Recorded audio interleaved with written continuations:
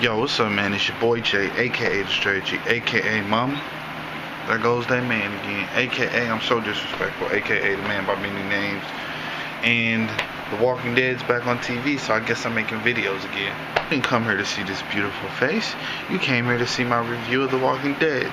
Now, with that being said, I might not seem like I have the full of energy because I'm feeling horrible right now. It's so funny because I always tend to get sick. If you guys remember my last video when The Walking Dead came back on, I had the whole eye infection. Then before that, I was feeling sick. So I'm always getting sick when the show comes back on. But bear with me. We're going to get through this. Alright. First and foremost, what do I think of the first opening episode of The Walking Dead? I thought it was good. It's a lot of new characters that they brought onto the show, but overall I thought it was an okay episode. It kind of reminds me a lot of season 2, where they spent more developing characters and not a lot of action. This season it starts off and the prison has very much changed from a dark, gloomy place into a community. It's very community based. They talking about a council now, which is funny to me because if you guys remember way back in like some of the very first episodes, Rick was like, there is no more us debating, it's my way or the highway. But obviously he changed, and you can see the progression in the character of Rick and how he changed. They really don't let you know how much time has passed. They just let you know that a large amount of time has passed. The group has really grown. Like, it is really like a small community, and to the sense that Rick changed when it was a scene where him and Hershel were speaking to one another, and Rick was going outside the gates, and Hershel was like, take your gun, and Rick was like, I don't need my gun, I got my knife. And Hershel was like, no, Rick, take the damn gun, we want to keep you safe. To the point that Rick doesn't even want to carry his gun, because if you guys remember the last season, Carl had started to like transform into like basically this cold-hearted, like fuck that, if I think they're gonna do something bad, I'm gonna put a bullet in them. But we also see Tyrone and his group step up, and they're contributing to the group. So let's fast forward through all the way to the part that I really like. Michonne and Daryl basically go out on a scavenging expedition, and they go into like this superstore, like what we would consider a Walmart or something, and they're looking for food. They're gathering things. They go into the store, and it's another guy, a black guy. Hopefully he stays alive more than 2 episodes. They're getting their supplies, and the black guy, I forget his name, leave a comment if you guys know his name, but he basically walk past some alcohol, and he looks at it, and he's like, nah, and then he picks it up. Okay, 2 things pops in my mind. One, he obviously has a problem with drinking, because they wouldn't just put that in there for anything, and he was contemplating on if he should take the alcohol or not, and he chose not to. So he put the alcohol back on the thing, and it falls, and it makes a loud noise, and it knocks over the liquor cabinet on him. Now, of course, if you knock over a damn liquor cabinet, it's going to make a lot of noise, so of course that alerted the walkers. Now, there was no walkers in the store, but they were on the roof, and apparently a helicopter had crashed on the roof, and water had been leaking, weakening the roof. So the walkers get all riled up, and they start all walking on the part of the roof that's weakened, and they start falling down. Immediately, everybody starts to go into zombie killing mode, walker killing mode, and they basically start handling business. Okay. Zombies are falling through. Michonne, the 2 people when shit hits the fan that I never worry about surviving is Daryl and Michonne. So Daryl and Michonne I'm not worried about. It's more of the new people that I'm worried about. Can they hold their own? And they did pretty well. The white kid who ended up dying actually ended up dying because he saved the black guy. And as him and Daryl lift up the liquor cabinet, the black guy got loose. A walker grabbed him and bit him on the leg, dragged him under, and basically tore him to shreds. And that's that. So they go back, and Rick's on the outside of the prison doing something, and he finds this lady who is trying to get near this deer. At first glance, she looks like a walker. After he tries to walk away, she realizes, she's like, "Sir," she says something in English, so obviously she's not a walker. So Rick is kind of stunned, and he wants to walk away. She's like, "Please don't leave me," yada yada yada. She's like, "I'm gonna take you to my husband," and he's like, "If you guys want to come back, I gotta speak to him," and he has to just answer 3 questions. Follows her, and they're talking, and she's just telling him like what they've been through to survive, yada yada yada.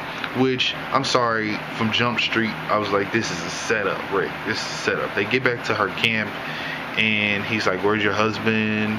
And he realizes that it only looks like one person's been living here, and it was only one person. She had the chopped off head of her husband, and she tried to kill Rick.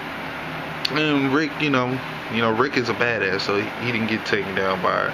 So she was like, "You know what? You can't come back from what we've done." That was one of the questions she asked. She was like, "Do you think that we can come back from what we've done?" And she was just basically explaining what she had to do to survive, like hiding from people who might need her help. All these things that were eating her conscience, and she just basically offed herself. And she was like, "What were the 3 questions?" Which I think was kind of soap opera-y. I didn't like that on her deathbed she was asking what were the 3 questions, but hey, it's The Walking Dead, so I guess that it worked somewhat, but I didn't like that they did that. But I think they should have maybe did the 3 questions with a new group of people that they actually brought into the prison. I didn't like the fact that she's dying and she's like, "What are the 3 questions?" It just didn't seem real. And what I really like about The Walking Dead is it seems very real. It seems what real humans would do in situations like that. So he tells her, "How many zombies have you killed?" was one of the questions. How many people have you killed was one of the questions. The other question was why. I don't understand how that could really, if you kill a lot of zombies, if you kill people, I don't really gauge the questions, because what if you killed, you killed a lot of people, but you killed them because they were attacking you, or they tried to take something from you, or and I guess that's showing your morale, like, will you kill to get what you want, or yada yada yada.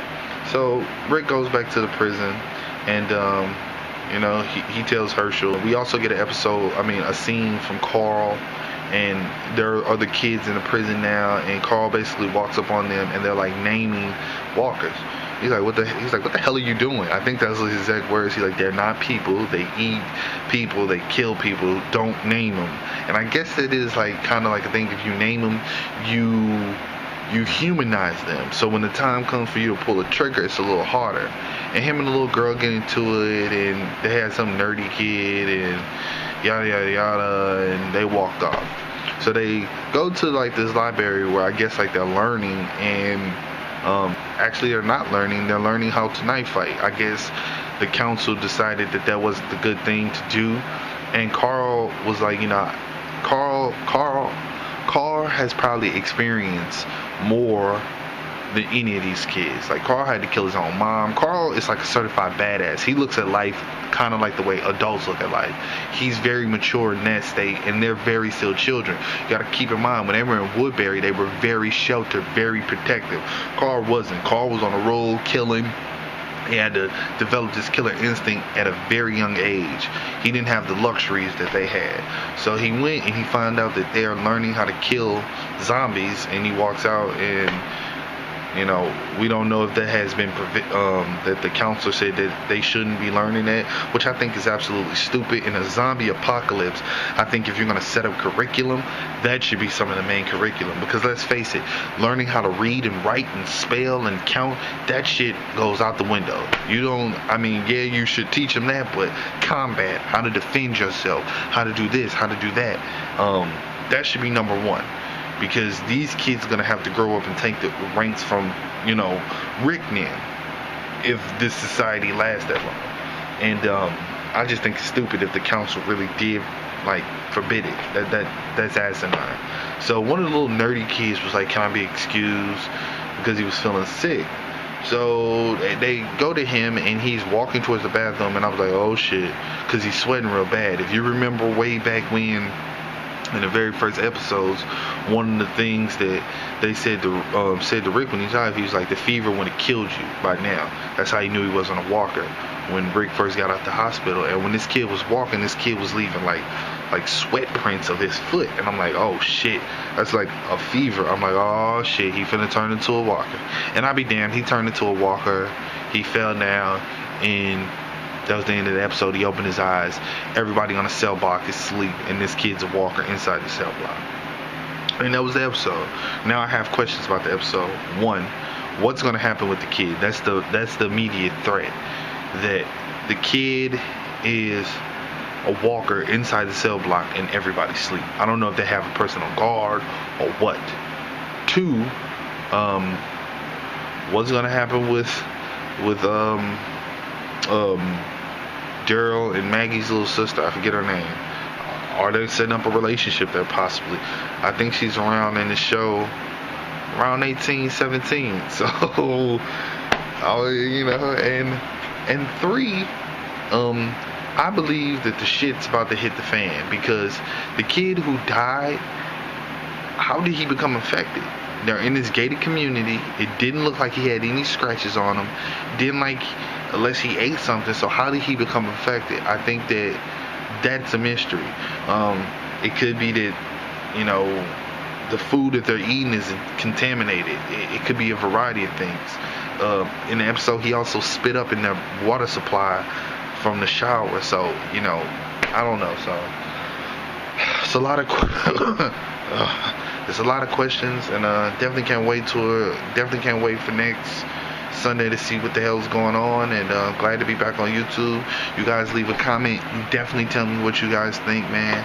And I guess I'm back making my Walking Dead review. So I'm signing off. Oh, sorry. Hopefully by next Sunday I'll be feeling much better. So I'm signing off. Konnichiwa, bitches.